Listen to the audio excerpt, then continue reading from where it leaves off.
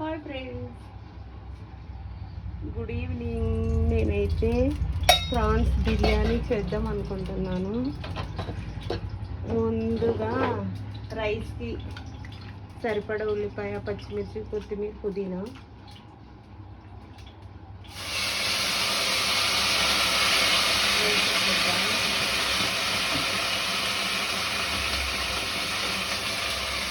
తర్వాత బిర్యానీ ఆకు, షాజీరా, ఇవన్నీ ఉంటాయి కదా.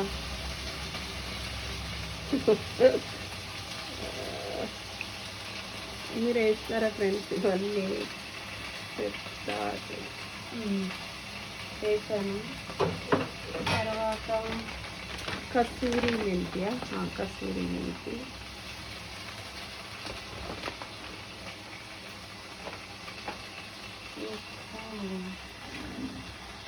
మీరు ఎలా చేస్తారు కామెంట్ బాక్స్లో కామెంట్ చేయండి. చూడండి, మా పిల్లలు ఏంటంటే ప్రతిసారి బిర్యానీలో నెయ్యి వద్దు, నెయ్యి వాసన వచ్చి ఆయిల్తోనే చేయమన్నారు. సో ఇవి చాలా అయ్యి అల్లిపాయ కొంచెం ఎక్కువే వేసుకోవాలి.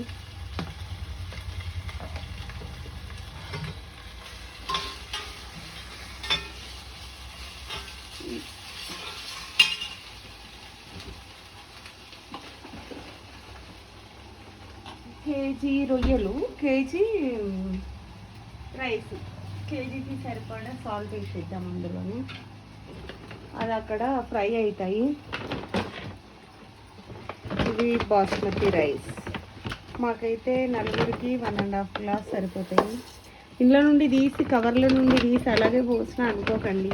ఇది తేంగానే అంతా చెత్త అదంతా ఒకసారి అన్ని ఏమంటారు చాటలో పోసి అన్ని చెరిగి మళ్ళీ ఇంట్లోనే పోసి పెడతాను అనమాట. అట్లానే డైరెక్ట్ వేసేసుకోవచ్చు అనేసి ఇవి వేసి బిర్యానీ కడిగేద్దాం.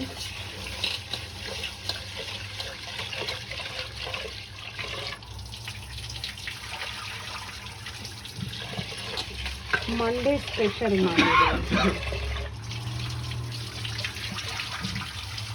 బియ్యం ఎక్కువ కడగద్దు, విటమిన్స్ అన్నీ పోతాయి.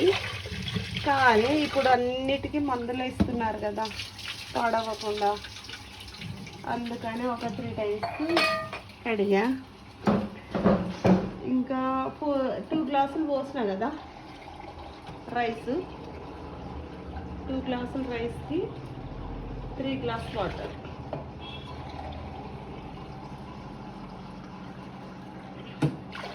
మీరు ఎలా చేస్తారు? ఎట్లానే చేస్తారా?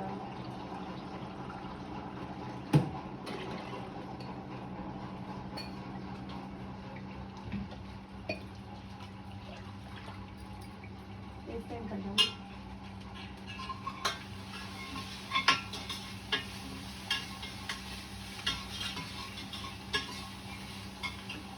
ఇది బిర్యానీకి సంబంధించిన మొత్తం ఫ్రై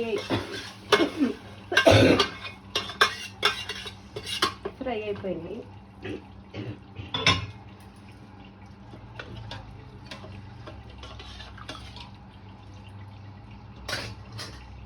ఇది ఒక